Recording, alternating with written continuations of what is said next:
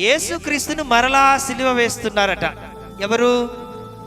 సొంత ఆయన పిల్లలు. ఎవరి కోసమైతే ఆయన ప్రాణం పెట్టాడో వారే మరలా ఆయనను సిలువని బాప్తిస్మము పొంది వెలిగించబడి దేవుని పిల్లలమని చెప్పుకుంటూ తప్పిపోయినప్పుడు మరలా ఆయనను సిలువ వేస్తున్నామని నేను చెప్పట్లేదు, వాక్యమే.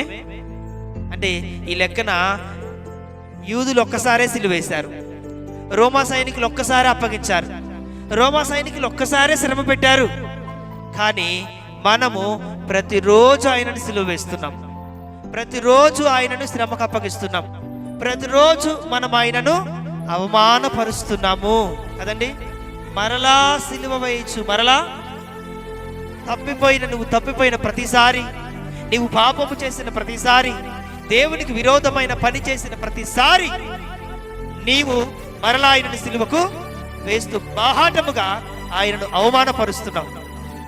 వారు ఉమ్ము వేసినప్పుడు ఆయన బాధపడలేదు, వారు పిడిగుద్దులు గుద్దినప్పుడు ఆయన బాధపడలేదు, వారు ఎగతాళి చేసినప్పుడు ఆయన బాధపడలేదు. కానీ మనమే తెలిసి ఆయనను మరలా అవమానము పరుస్తున్నాము.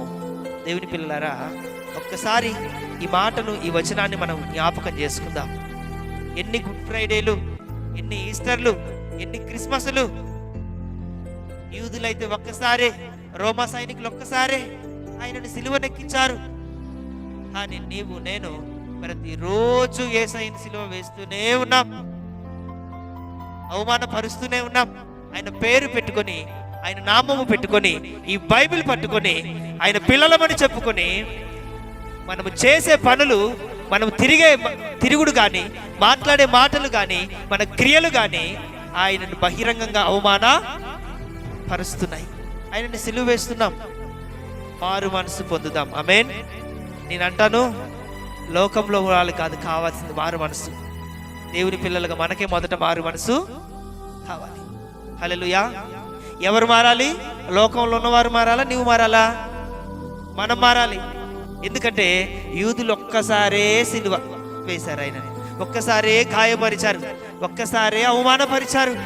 కానీ ఆయన పేరు పెట్టుకున్న మనము, ఆయన వాక్యాన్ని పట్టుకున్న మనము, ఆయన క్రైస్తవులు అని చెప్పుకుంటున్న మనము ఎవ్రీడే ప్రతిరోజు కూడా ఆయనను సిలువ వేస్తూనే ఉన్నాం, ఆయన అవమానపరుస్తూనే. ఒక్కసారి ఆ సిలువనెక్కినందుకు యేసయ్య అంత బాధపడితే మరి క్రైస్తవులు ప్రతిరోజు ఆయనని హింస పెడుతూ ఉంటే ఆయన ఇంకెంత బాధపడతాడు. యేసుక్రీస్తు వారు తిరిగి లేచిన తర్వాత ఆయన గాయాలున్నాయి. ఏమున్నాయండి ఆయనకి? గాయాలుంటే తోమ దగ్గరకు వచ్చి, నేను నీ గాయాల్లో ఇలా ముట్టి చూస్తే కానీ నమ్మనన్నాడు. అవిశ్వాసం వచ్చింది ఆయనకి. ఇదిగో ప్రభువా, నీ గాయాలను ఇట్లా నేను తాకి చూస్తాను, అప్పుడే నేను నమ్ముతాను, లేకపోతే అప్పటిదాకా. అప్పుడు యేసయ్య, తోమా వచ్చి చూడు అన్నాడు. వచ్చి చూస్తే గాయాలు నిజంగానే ఉన్నాయి.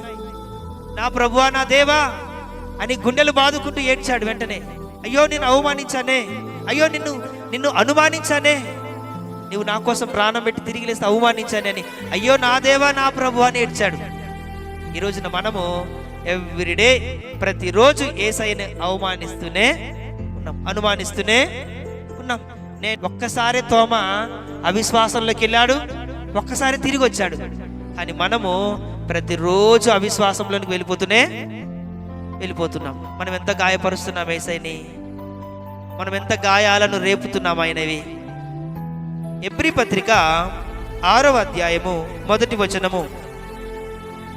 కాబట్టి చూడండి, జాగ్రత్తగా అండర్లైన్ చేసుకుని, కాబట్టి నిర్జీవ క్రియలను విడచి, హల్లెలూయా, నిర్జీవ క్రియలను విడచి. ఇక క్రైస్తవ జీవితం అంత ఇదే, మారు మనసు పొందుట. అరే ఎన్నిసార్లు పొందుతాం? 6 నెలలకోసారి మారు మనసు పొందుతాం మనం. ఇక మారు మనసు పొందడం, మరలా పాపం చేయడం, మరలా మారు మనసు పొందడం, నాయనా యేసయ్య క్షమించు, ఇక నా తప్పు చేయను ప్రభువా అన్న మరలా చేయడము, మరలా నాయన క్షమించండి మారు మనసు పొందడం, మరలా చేయడము, తండ్రి ఈ వారం మందిరానికి వస్తాను మరలా మాననని చెప్పడం, మరలా మానడము. ఇదేనా జీవితగంతము? ఇదేనా బ్రతుకంతా? ఇదేనా లైఫ్ అంటే? సంపూర్ణుల మగుటకు సాగి పోదాం. హల్లెలూయా. ఈ రోజు నుంచి నిర్జీవ క్రియలు విడిచిపెట్టాలి మనం. హల్లెలూయా. ఏమైతే ఉన్నాయో, కొందరు పై కనపడేలాగా ఉంటారు పాపాలు, కొందరు కనపడని ఉంటాయి.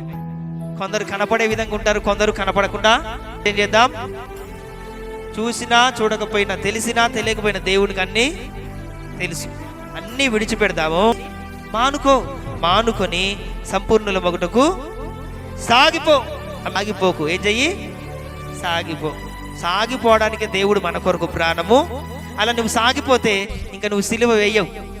లేకపోతే కనుక మరలా వచ్చే గుడ్ ఫ్రైడేకి సిలువ ఉంటుంది కదా, అప్పటికి 50-60 సార్లు సిలువేసి వస్తావు. ఇక్కడికి వచ్చేటప్పుడు ఒక 50-60 సార్లు వేసేని సిలువేసి వస్తావు. ఇక్కడికి మామూలుగా రావు. నువ్వేమనుకుంటున్నావు? దేవుని పిల్లలరా, జాగ్రత్త. మరలా యేసు ప్రభుని సిలువ రోమా వాళ్ళు ఒక్కసారే వేశారు, ఒక్కసారి అవమానించారు, ఒక్కసారి అపహసించారు. కానీ మనము మన క్రియల ద్వారా, మన నిర్జీవ క్రియల ద్వారా, మన జీవితము ద్వారా మనము ప్రతినిత్యం యేసయ్యను అవమానపరుస్తూనే ఉన్నాం. కాబట్టి మనం ఏం చేద్దామంటే సంపూర్ణలం అవ్వడానికి సాగి పోదాం. అదే